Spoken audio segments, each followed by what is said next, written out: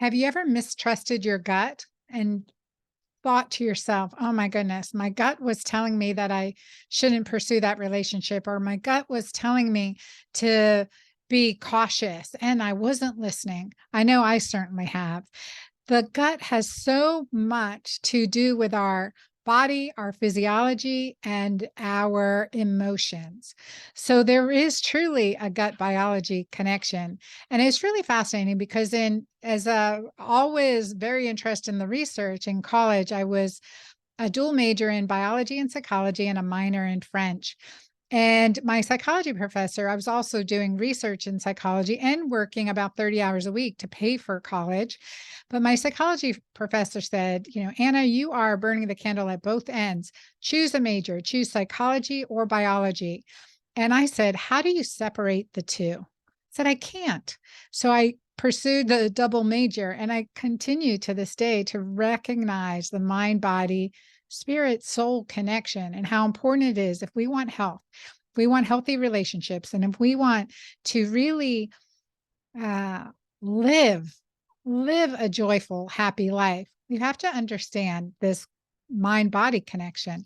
Well, the gut feeling connection is real. It is very real. And I am so thrilled today to share with you the work of Dr. Will Cole and in his new book called Gut Feelings. Dr. Cole is a leading functional medicine expert who specializes in clinically investigating underlying factors of chronic disease and customizing a functional medicine approach for thyroid disease, autoimmune conditions, hormonal imbalances, digestive disorders, and more. He's the host of the Art of Being Well podcast, which I'm honored to have been on, and the author of Keto-Tarian, The Inflammation Spectrum, New York Times bestseller, Intuitive Fasting, and now Gut Feelings, Healing the Shame-Fueled Relationship Between What You Eat and How You Feel.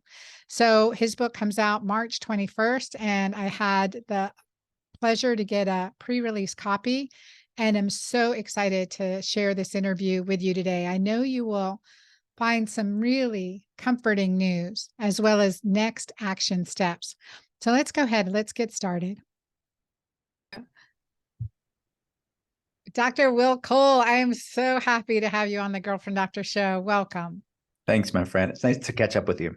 It is great to catch up with you too. And I love this book, and I love the title, Gut Feelings. And I think there is no time in history that this work, I mean, really, it's a masterpiece. This work has so many implications to really reconnect our intuition, reconnect to our body's wisdom. So, you see so many patients around the world. Tell your story about how you have been so compelled to write about this connection. Thank you. Yeah. So, I mean, as you know, my day job is consulting patients at my telehealth center, and we just love what we do. We love working together. Yeah, I loved our sessions that we had with you on the deep dive case reviews with our patients. And these are what I wrote about in Gut Feelings, are conversations that I have with my patients on a daily basis. And just like with anything else that I've written in the past, they are born out of my passion for my patients and things that I've seen be immense needle movers to improve their quality of life and enhance their wellness. So Gut Feelings it was just a matter of time on like when was the right time for me to have this conversation with people that aren't my patients. So Gut Feelings is talking about both gut and feelings. It's this bidirectional relationship between mental health and physical health. And I love the normalizing of mental health care, the conversations that people are having, the destigmatizing of it, I think is extremely important. But in many ways, I find that it's an incomplete conversation around mental health care, where mental health is sort of relegated as separate from physical health. But the reality is mental health is physical health. And it's really a functional medicine conversation around mental health and around trauma and around chronic stress and shame and how these mental, emotional, spiritual things impact our physical body. How does it actually impact? How can be literally stored in our cells, impacting methylation, dysregulating your nervous system, raising inflammation levels, and impacting our hormones. So it's something that I see paramountly important for my patients' recovery, as dealing both with a both and approach, not an either or, meaning dealing with both the gut and the feeling side of things, the physical and the psychological. It's just, to me, essential. And to me, and also from my side of things, it's the completion of the conversation around quote unquote mental health. Uh, that's so true. You know, I was having a conversation, I was doing a physician consult today, and he's like, we can't, you know, we're having trouble really balancing this client's hormones, you know, and it's so fascinating because she'd had a hysterectomy and been on hormones. You know, she's just 51 now. She had her hysterectomy in her 30s, and she's going through this second, like this menopause, even without our ovaries. There's this time frame, Will, that we see another kind of shift in you know, certainly in hormones, but how that affects our emotions, our mood. So it's beyond the hormones. You know, I like to say it takes more than hormones to fix our hormones, but I've said that we can't fix our hormones. We can't get her balanced without addressing the gut. And I think that's so true. Yeah, it is. It's so true. So it's the gut side of it is all the physiological stuff that we see with patients, right? It is the underlying gut problems. We see a lot of people that have a lot of reactions to foods, different food reactions, like even mast cell activation syndrome and histamine intolerance impacting their mood, to chronic infections like mold toxicity. We see a lot, chronic Lyme disease. We see a lot how these physiological things, i.e. the gut things, impact our mental emotional health. They impact things like anxiety and depression and irritability and energy levels and things like brain fog. But then conversely, I think the missing piece in many of the conversations, I think within specifically the nutrition world, right, or the functional medicine world, is these mental, emotional, spiritual components of dealing with chronic stress and shame and trauma and intergenerational trauma, how those things impact these physical things as well. So yeah, it's important, and we need to realize that to have a conversation about anxiety, depression, brain fog, and fatigue, we need to look at both of these sides of the coin. You know, you had me at the first paragraph in your book, and I want to read that. So in Dr. Will Cole's book, in his first chapter, his book titled Gut Feelings, you guys write that down. Gut Feelings. I mean, you should remember it. Go with your gut on this, but you're going to want to get this book. His first paragraph, he writes, it's been said that gut feelings are guardian angels. They provide that deep knowing, discerning intuition that has guided and protected you throughout your life. They are the ineffable inner sixth sense with its still small voice, giving you the visceral understanding that it has your back. Gut feelings, trust your gut, and gut instinct are all sentiments with ancient origins. Somehow, humanity has always known that the gut is the seat of the soul, and today in our modern world, we know that at our very creation, when we were in our mother's womb, our gut and brain were formed from the same tissue, inextricably woven together for the rest of our life in sacred union. I mean, like what's the expression? You got me at hello. I mean, that was like, yes, this needs to be said. This needs to be shared. And in your book, you talk about shameflammation and this connection between stress, post-traumatic stress, everyday stress, our gut feelings, our emotions, the shameflammation, and you know how that just these talk about this. Share with my audience, please, and me. Yeah. Explain that. Yeah. So it's a core part of many of my patients' puzzle, right? Of how they're maybe doing all the things, right? They're taking the right supplements, they're doing the right exercise, they're eating the right foods. But what I talk about is the shameflammation concept. I mean, I talk about the actual research in the scientific literature about shame itself and how it really contributes to that sympathetic fight or flight stressed state, even on a background level, that sort of that background anxiety, that background dread that many people just find themselves living in every day. It's so common that they normalize it. But it's beyond just shame itself directly, but all the things that come around shame, right? When you're talking about trauma, there's a lot of shame around trauma and chronic stress and reaching out for help or even having help. But these mental, emotional, spiritual things are immensely important to physical health. So all of that, those things I just mentioned, trauma, intergenerational trauma, shame, chronic stress, these things have been shown in the research to increase inflammation levels in the body and spike things like high sensitivity C-reactive protein and these different interleukins, these inflammatory proteins that are the commonality between just about every health problem under the sun. And again, you could be eating, chugging your whole food smoothie and drinking kombucha or like tea, all the wellnessy stuff that you're trying to do. But if you're serving your body a big slice of shame every day, big chunk of stress every day, that's sabotaging your health just as much as that food that doesn't love you back. So people need to realize that. I mean, people maybe they know these negative emotions are not good, right, for their health, but it's a bigger conversation to have, because it's prescriptive for me to say, okay, these foods are the most likely to drive inflammation, decreasing those. Focus on those foods. Those are foods that love you back and calm inflammation. Focus on this. It's more nebulous to talk about these big concepts and big topics like trauma and even intergenerational trauma. You can't just say don't have the trauma or don't stress or don't have shame. So really to talk about the practices in there that have been shown to be effective with time and consistency and the right supporters in your corner to really uncover them. Because I see these are the things that are keeping people back. Like they're stuck at this plateau. Maybe they're 50% better, 60% better, doing all the other things, but they're not, there's missing components here. What's keeping the body inflamed? What's keeping the nervous system dysregulated in that sympathetic fight or flight stress state? Well, this concept of shameflammation is definitely a missing piece that I find in many of my patients' journey. Can you share a story about working through these gut feelings, and how work with your patients? Sure. Yeah. I mean, one that comes to mind in many ways, she's sort of it's a very common story that and I have to just talk about this. I'm coming from a different angle when I'm talking about this concept of orthorexia.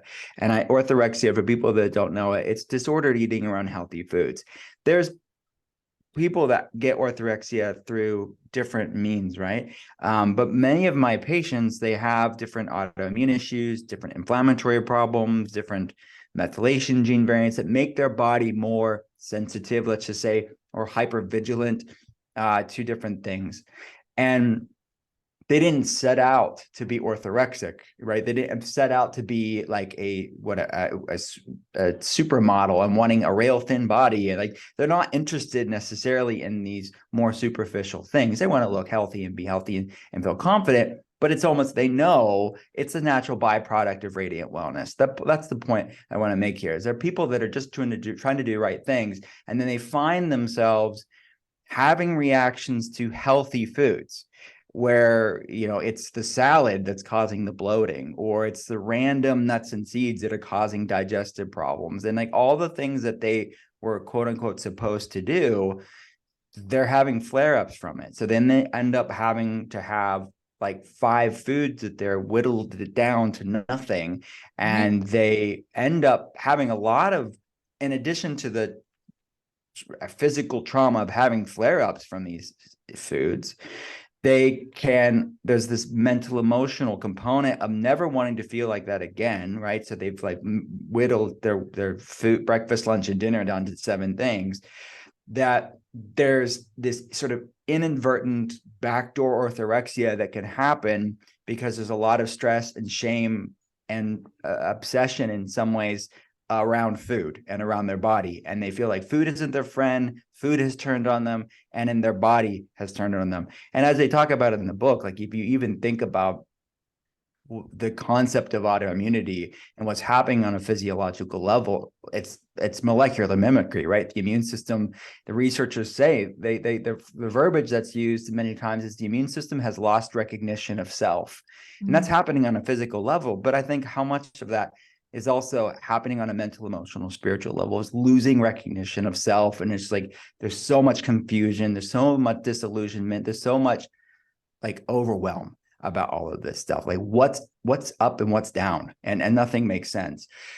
So there's a lot of shameflammation around that. And to grab someone by the hand proverbially and pull them out of that dark space is a heavy work, as you know, but it's a sacred responsibility. But that's what I wanted to really uncover in the book of what's happening, because I think there's a whole sea of people that they are, in many ways, there's a lot of medical gaslighting for these people. They try to get answers. They sort of immerse themselves in Dr. Google, but they go to the doctor and it's the age-old story that you and I hear all the time. It's like, you're just depressed. Here's your antidepressant. Or you're just a new mom. You're just stressed out. Or you're just getting older. All these maybe well-intentioned reasons, quote unquote, but just because something's common doesn't make it normal. Just because something's your everyday doesn't mean you should normalize it. And people know this. The people that are going through this know this. Like, no, me eating 7 foods isn't normal for me. Me having reactions to stuff isn't normal for me. So we have to deal with both the gut and the feeling side, the physiological and psychological, to uncover this. So like, I'm talking about one person that's coming to mind that she was going through this, but that's sadly an everyday Many occurrence people. that I see with new patients. Yeah. And so how do you approach her? What do you do? Well, it starts with a comprehensive health history, which I know you and I have talked about this on a clinical level. It's just we ask a lot of questions. I had one older gentleman years ago, and I still think of him. And he had to have been in his 90s. And he said he looked at all the questions we asked of him, and he said, "Are you in the KGB?" Of all the questions he asked, You like, no, gotta be I'm. a good, and I would say that I like to consider myself the Nancy Drew, right? Of this. Yeah, you're the Sherlock Holmes for sure. Yeah, right. And not in the KGB, but I want to look at things that haven't been looked at. So we look, every health history form we have looks at the physiological and the psychological. So we're looking at gut health and even back to when they were born and how they were born, if they were breastfed Yes. or not breastfed, what was their job history, all of these things that are very maybe granular, or like people think it's it certainly is out of the ordinary, but what they're trying to make the connection as they're filling it out. Like, why are you asking me these strange questions? But it's all meaningful. It's the story of you. It's how you got here. And all of these things cumulatively over time can be contributing factors and should be looked at. Not everything's a big deal, but we need to understand what are the components to it. And the feeling side of it, we have adverse childhood experiences score that I talk about in the book, and how these really formative years of our life, and talking about very heavy stuff like sexual trauma and physical abuse and alcohol and drug use in the home growing up, mental health issues in the home growing up. Were your parents fighting a lot? And the higher the ACE score, we know from studies, they're more likely to have these autoimmune issues triggered later on in life. They're more likely to have these different hypervigilant nervous system issues later on in life. But you can't, back to that sort of nebulous concept, I can't undo all of that right away, right? But it's this process of untangling this sort of entanglement that's keeping their body in this dysfunction. So that's where it starts: health history, and then labs, and really then implementing practices both on a gut and a feeling side. And I summarized in the book, there's a 21-day protocol for people to kind of see a gut action item and a feelings action item. And they were just basically 42 of my favorite, most effective tools within the toolbox that I've seen work for patients. So for one day, on a gut action item, there's really focusing on nourishing soups and stews. And I talk about a GAPS protocol, a gut and psychology syndrome, or gut and physiology syndrome, and how that's can be grounding for somebody that has a lot of reactions. But then I bring these sort of caveats, right? That some people have histamine intolerance and can't really do this sort of longer brewed broths, where we have to do like a lower histamine friendly soup option. So we give lots of recipe ideas and meal options. And on a feeling side, it may be talking about breath work, or it may talk about EMDR therapy and the research around that, or we talk about self-compassion and the research around self-compassion. Basically, people that have higher self-compassion scores have lower inflammation levels. So really practicing these self-compassion practices over the course of the time. And not to say, and I say this directly in the book, but in 21 days, you're not going to be undone. You're not going to be healed of intergenerational trauma or past trauma, but you're going to at least have explored tools for you to stay consistent with and really be a springboard, hopefully, for your healing.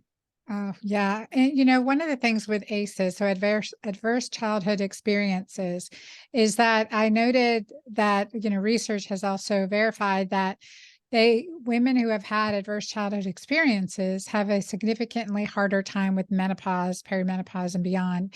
And I always say, like progesterone is the lid of the pressure cooker, right? And progesterone plummets and off goes the lid of the pressure cooker. And it feels like you're exploding, essentially, this pressure cooker of emotions and everything that's been, what is happening there? Like what progesterone is a neuroprotective hormone. That's kind of like that protective, but there's been this brew of whatever it is causing this autoimmunity. And I have an expression that we love in my girlfriend doctor community. It's self-love is your highest frequency.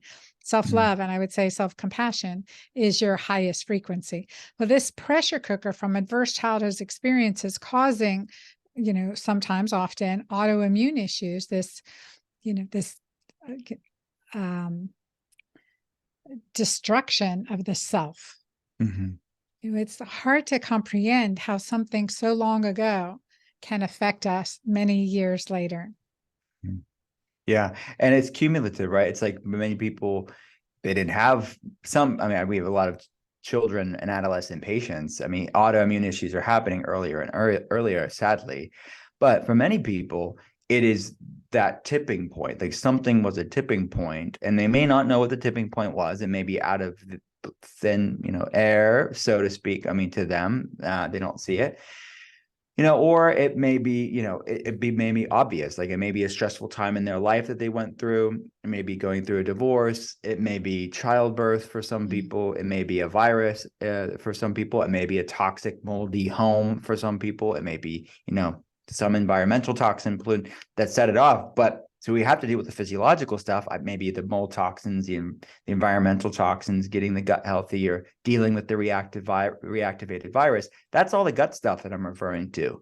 We talk about that in the book. But the feeling stuff, like that was an ingredient. So the analogy is sort of that bucket analogy, right? We all have different buckets to handle stressors. And some people have small buckets, some people have bigger buckets. And that's the things that we also quantify in labs, like the methylation gene variants or the HLA gene variants. Like, what's your body's bucket size or threshold for junk and stressors? We can't change our bucket size, but we can change what we put in it. And that's sort of, you need to empty the bucket of the gut and the feeling stuff. That's really just regulating the body. But yeah, you're absolutely right. So the tipping point, what overflows that bucket, it's not the only thing in the bucket. And people have to go upstream to like, what are the things that have been in the bucket for a long time that are resurfacing because I've kind of hit my threshold. And the more we empty that bucket, the more healing that can happen. You talk about intergenerational trauma. Explain that. So, I mean, it sounds science fiction, but transgenerational trauma or intergenerational trauma is actually very well researched in the scientific literature. There was two of the main world events, geopolitical things that happened that have been explored in the studies around this concept, has to do with the Ukrainian genocide or famine. It was actually a man-made famine from the Soviet Union, of course. Joseph Stalin was basically trying to starve and wipe out the Ukrainian people. I mean, history is repeating itself now, really. But what happened is 2-3 generations later, they were able to really find that these experiences of people's grandparents that went through this genocide, this man-made famine, are passed down, sort of like epigenetic heirlooms in some ways, where they're more prone to autoimmunity or type 2 diabetes or a hypervigilant nervous system or this anxiety disorder, autoimmune problems. And similar studies were done during over the descendants of people that went through the Holocaust. similar methylation expression because of the experiences of their ancestors, their great grandparents and great grandparents. So again, science is catching up with antiquity. I think you look at a lot of different traditional philosophies around generational curses, if you want to call them, or generational experiences. There's a lot of spiritual schools that talk about this, and real science is just beginning to uncover the connection of who we are. And that's an even bigger topic, because these are things that we didn't ask for, that we have to like kind of look back and heal from. But look, I see people up against seemingly insurmountable things, and just as trauma can be inherited, so can healing. And I see people break the chains of pain, break the chains of dis-ease, break the chains of dysfunction by what can you do today? And then I think of the beauty of all of this. Like they're healing themselves, but they're healing their children and their children's children, and people they'll never get to meet, like the great grandchildren they'll never get to meet because of their choices. So it's about that redemption that I find extremely beautiful and extremely hopeful, I think, for all of us. Oh, I think just like the intergenerational trauma can be inherited, so can the resilience. Yeah. And that's powerful, and that's hopeful, and that we can break those chains, so to speak, break that sequence. We can be the last in the line of that intergenerational trauma. And so your book goes into this with the practices as well as the nutrition and the lifestyle, and how critically important it is with this, like this intergenerational trauma. Like, do you even have to know that there was intergenerational trauma, or do you like just, okay, now what can we do for myself? Not knowing, say adopted, whatever the situation, not knowing what your past was or what your lineage is. To be in this present moment, you can be struggling with that, suffering from that. Now, how do you heal for that without knowing? I think that on a subconscious level, some of these practices that I talk about in the book, you may not know all the ins and outs. You probably won't know all the ins and outs, but intuitively, you're going to feel the heaviness, and intuitively, you're also going to feel it lift when you start processing it and metabolizing these traumas. When I talk about the research around different somatic experiences and breath work and meditation practices, EMDR, people can really sort of cathartically metabolize stuff. They don't even know where it came from. So yes, most commonly it came from their past, right? It's the things that they're untangling. But many people will report things that they don't even have physical memories of, that they're letting go. And I have to assume that intergenerational is playing at least a part of what's going on there. Yeah, that's powerful. I mean, just think about it. That's power. I mean, that's so powerful. One thing in, post my trauma and working in group therapy and setting boundaries and codependency and all these different groups, I remember sitting in a group and we were asking, oh, how do you feel today? And one of my friends, longtime, very successful woman, she just paused. She's like, I don't even know how I feel. I can't remember the last time I felt like. If you're at that stage, you are numb, right? Because you've had to put on a face, a mask, so to speak, and you're not even in touch with your feelings. Like, how do you get in touch with these gut feelings? Well, that's interesting. You verbalized it like that. I mean, it's similar to, obviously I don't know that person's actual case, but we talk about the polyvagal theory in the book and how these different vagal stages or phases that are described in polyvagal theory, for people that are not, it's a good way of describing how trauma can be stored in the body. And the vagus nerve is one of the largest nerves in the body, Yeah, right? talk about this, because the vagus nerve and oxytocin and all that. I love this research around it. Yes. Exactly. So it translates as the wanderer, the wandering nerve. So it's one of the largest nerves in the body. It's the largest cranial nerve in the body. And it really is a master innervator and regulator of our parasympathetic resting, digesting, hormone balanced, I feel freaking amazing state of our autonomic nervous system. So when someone's feeling that sort of the aspect of the vagal tone, they have poor vagal tone, and they're having this sort of hypervigilant nervous system because that sympathetic it's sort of a seesaw, and that parasympathetic is that resting, digesting hormone balance state is inhibited. It's weaker because of this prolonged activation of the sympathetic fight or flight stress state. Now, they're both important. Like, there's sympathetic is not bad. We need that. We would be like not here as a species without healthy strength of a sympathetic tone. The problem is just it's a lack of nervous system regulation.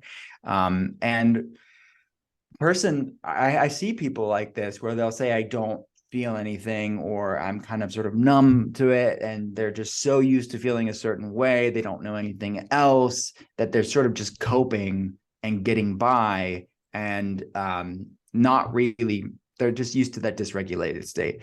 So I think that there's a lot of entry points, right, to answer that question. There's a lot of entry points, but and I think this is why I put the protocol in the book the way that I did, because I think everybody's entry point is going to be different. For some people, the gut physical stuff is a good entry point. For some people, the feeling stuff is a good entry point, because when you're in that state of vagal, like a lack of healthy vagal tone, things can be overwhelming quite a bit, and you kind of do this sort of paralysis of analysis, or it's just like ignore it and you think it's too much for you. But when you start getting your head above that proverbial water, you have more resilience to lean into things that will continue get you out of the woods that you're in. So the point of saying is that for some people, they cannot touch the intergenerational trauma, past trauma, shame, stress stuff. It's too much for them, and they don't even want to go there. And they'll either tell you that, or they don't even know it's an issue. But if you focus on foods that love them back, and sort of good gut healing, nourishing things to calm inflammation levels and work on their gut health, that's going to start getting their head above water. So they'll have more of a bandwidth and a resilience to lean into the breath work, to untangle that trauma, or to sort of somatically metabolize the trauma that's going on there. And for other people, the nutrition stuff is completely overwhelming, where it's like they need to start with just some breath work and meditation to get some sort of center and gravity to handle the gut stuff, to handle the food changes and the nutrition stuff of it all. So it depends on the person, and that's the science and art of what we do with patients, right? And it's kind of meeting the person where we're at. So I can't be there in person for all the readers of the book, but I wanted to show them entry points for people to implement and be consistent with these practices. I think that's such a great explanation, is that, okay, we have both. We've got to address the feeling, and we've got to address the physical.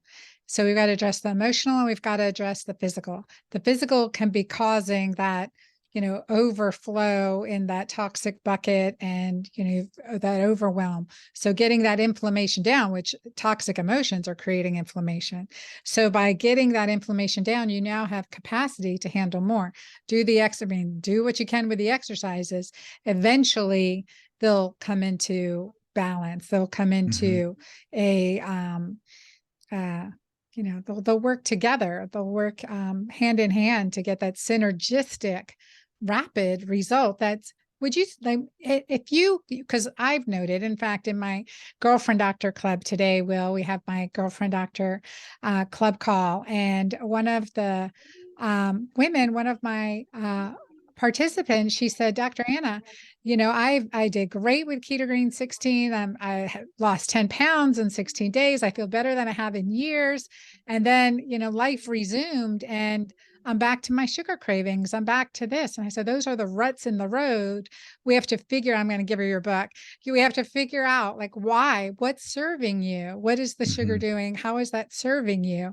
What's the emotional component that's keeping you down that path or stuck in these ruts? Because it's so true. It's true in my own life. I mean, I like to visualize. I'm a visual learner. So you think of a muddy road I'm hauling horses with, and you get your tire tracks, these big rivets in it, right? And you're just gonna follow that path time and time again. So you've got to pave that over. You can do the physical, but unless you do that emotional component, you're not going to be able to take a different path. Oh, it's so true. And it's the both and approach there will start to untangle these things, and they're both important. And I see And then question I have around that topic, some people ask me, well, what's more important, right? And it's going to depend on who you're talking to. Like for some people, their ACE score is super low, like their adverse childhood experience score is low. And it's not just about the ACE, but we also have to talk about like what happened after childhood too. We can miss things if we just focus on childhood. Mm-hmm. But it's maybe their chronic stress and trauma scores are low, and it is more physiological that we need to work on. And for some people, their scores are so high in the trauma levels, and the physiological stuff is mostly driven by the mental, emotional, spiritual stuff. So that's where health history, context. But look, as the reader of the book or anybody that's wanting to have self-agency over these things, that's why I really wanted to walk people a functional medicine approach to how to see these things, so they can sort of learning intuitively how you can start to heal that gut feeling connection. Because as you mentioned, like the opening of the book, they are guardian angels, but so much of us are sort of disconnected from that because we don't know what is even like what's north, what's south, like what's right, what's wrong for me, because there's so much confliction on the inside. And then there's so much confliction on the outside as far as like what to believe in Dr. Google land. Well, and it's so true. Like we've been inundated with information, misinformation, or disinformation, disease causing information, that we get lost, right? So here we have our gut feeling saying, oh, well, like I'm eating this way, but for example, histamine. Do you want to explain what histamine is? Histamine reactions, Yeah. and we're seeing a lot more of them now than ever. Yeah, right. And I really believe it's come, and I talk about this at length in the book, but it's just, I think we're coming to a precipice in our society where there's a reckoning. There's basically, there's a mass bucket overflowing, a tipping point that's happening in our culture, and it's coming to a head. And it has to do with both the gut and the feeling side of it. I think there's a mass amount of environmental toxin component of it when you're talking about things like glyphosate and mold toxicity and sick homes and the foods that we're eating and all of that stuff, right? But this collective, but also personal trauma piece is also a major part of it. And then we are seeing histamines, which are a normal part of our immune system, now happening in such a hypervigilant way that's impacting, and the brain is rich with these histamine receptor sites, and they actually impact the way that neurotransmitters are signaling. So things like serotonin and dopamine and acetylcholine are being impacted, in part at least, because of these the histamine response. And the end result, like the more egregious extreme version of that, is known as mast cell activation syndrome, but it exists as most of these things on a spectrum where there can just be, we can quantify this on the lab as higher histamine levels in the body or lower levels of diamine oxidase, the enzyme that breaks down histamines. But what is mast cell activation syndrome? What's histamine intolerance associated with? Things like SIBO, small intestinal bacterial overgrowth, i.e. a gut problem, mold toxicity, because mold toxins can decrease that migrating motor complex, i.e. the gut-brain axis, the vagus nerve aspect of our body, and trauma. All three of those things, biotoxins and gut problems and trauma, are really what's contributing to these things. So you really, and then you go to your general whatever GP, and they're with the best of intentions see someone with anxiety or depression, and they just give them a medication, not even dealing with why they have the problem in the first place. They're not even talking about the trauma piece. They're not talking about the underlying gut problems. They're not talking about the environmental toxin problems. So this is such a huge problem in our culture. And there's no shame on people where medications are a tool within their toolbox for a time, not at all. But there's a lot of people that are doing everything their doctor's telling them to do, but they're still spinning their wheels. And that's who I'm talking to. The people that there's so much, well, you're taking the medication, you still have problems. There's something broken in you, basically. And they're just referred to from doctor to doctor and made to feel like they're crazy. They're not crazy. And people, and I said this in the book, but I think it's important to say here that certain physicians will say, don't confuse your Google search for my medical degree. I would say to the person that's so often medically gaslit, don't confuse their medical degree with you knowing your body. And I want people to have that empowerment to advocate for themselves. No, I love that. And then that, again, getting in touch with your gut feelings, and also the intuition piece. And, in the book, you highlight the gut brain. The gut is the second brain, the gut, and you go into the physiology of that a bit. But that's powerful. And the gut is the second brain. So when we can tap into that wisdom and that knowledge, that, when I traveled around the world in part of my own healing journey, I learned from different healers, from a Native American shaman, an Andean philosopher, an Indonesian medicine man.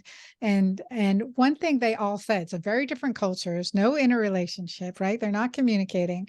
And they all said the same thing. They said the breast hold the energy of relationships, the liver liver anger, the pancreas guilt, the kidneys fear.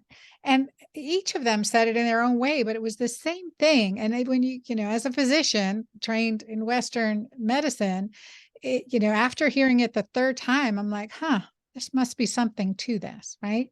Mm-hmm. And that trusting that inner voice to say, maybe I need to investigate this a little more. So tell our audience where they can get your book, Gut Feelings. I know it's March 21st. It'll be out March 21st, but you guys want to pre-order this book and dig into it, because this isn't being explained, won't be part of our medical school curriculum for, I don't know, I hope soon, but probably not a decade or so. So get this information in your hands and get this empowerment and do the exercises together, the connection piece. And I love that you put this in there. So tell our audience what their next right step. Thank you so much. So we have all the pre-order stuff at drwillcole.com. Just go to the Gut Feelings page. But we're giving away tons of free stuff when people pre-order. There's going to be a 3-week online mastermind with myself. Oh, wow. You guys, that's golden. That is golden. I'm so excited about all the things that, the book is a lot of stuff, but there's stuff as a clinician that we can geek out on that you can't all put everything in a book. So the mastermind will be able to cover in that. And you get a sneak peek of the book right now. There's recipes, pretty pictures that you can get downloads right now of the recipes in the book, these sort of gut healing recipes. And there is, we're giving away tons of free stuff. So check it out. There's so much stuff that I can't even say right now. For these Gut Feeling VIP insiders, it's completely free when you pre-order the book. Oh, that's what it was. There's a quiz that I adapted from questions that I asked patients. So it's not in the book. It's only at drwillcole.com. It's completely free, but it's adapted from these questionnaires that I ask my patients of sort of measuring your shameflammation. You can kind of see, how's my microbiome, mood, axis, health at, and what should I be doing to nourish my gut feeling connection? So that's at drwillcole.com too. Oh my gosh, I'm going to go take that quiz. We love quizzes. Measure your shameflammation. Measure your shameflammation. drwillcole.com. Dr. Will Cole is also a very humble man. He is the sought after functional medicine physician to many celebrities. There's a long list of names we could drop, but very, very popular, powerful people you are their go-to and transformed health, transforming their health and wellness. And I really think that what you're bringing to the world with this, this juncture between the gut and the feelings, putting these pieces into play, it's powerful. It is healing work. And I thank you for doing it. I know it's so, it's a labor of love to bring a book, to birth the book. It is. Okay. It's a labor of love. Thank you for doing it. Thank you, my friend. I appreciate the opportunity. My pleasure. Thank you, everyone. You guys check that out. Dr. Will Cole, drwillcole, drwillcole.com. Go pre-order the book and get those extra bonuses. The mastermind that he's doing, you see me in there. Most likely you will see me in there. So I can't wait. And the exercises, I'm blessed to have a pre-release copy. So digging into those today, because everything that we can do, I've had trauma. We've all had trauma. You can't get to midlife without having some trauma, some grief. And And there's a constant healing. We don't want to get stuck in the ruts, right? Like I think about my dually truck and horse trailer trying to pull that out of the mud, and it can feel like that sometimes. So it's like the rising tide floats all boats. We can do this together, build healthy community. And the more we learn about ourselves, about our body's innate ability to heal, the more we can live the life that you are completely entitled to live. So with joy, prosperity, lots of laughter, lots of fun, and optimal health. There's a great proverb that says, when you have your health, you have 1,000 wishes. When you don't have your health, you have but one. So I wish you all 1,000 wishes and the best of health. Till next time.